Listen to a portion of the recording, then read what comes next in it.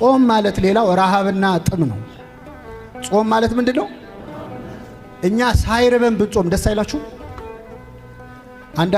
አንዳንድ ሰው ተኝቶ ያሳልፋል። ጎሽ ሰዓቱን ሳይታወቀን ጨረስኩት ይላል።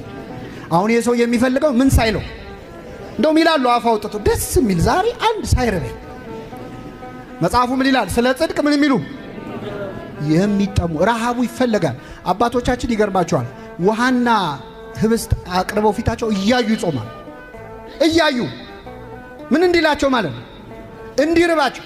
ልክ አሁን እኛ እስከ 9 ጾማለሁ ካል ሰዓት እያየን ነው የምንጾመው አይደል? ዛሬ ደግሞ ቀኑ አልገፋ አለ እያልን ማለት ልክ 9 ሰዓት ስትል ለመስፈር ማለት ነው ምግቡ ላይ። አባቶቻችን ልክ 9 ሰዓት ሲል እስከ 9 ወይ እስከ 12 የሚጾሙ አባቶች ልክ ሰዓቷ ስትደርስ ጸሎት ይጀምራሉ። የማዕድ ጸሎት፣ ረጅም ጸሎት ያደርጋሉ።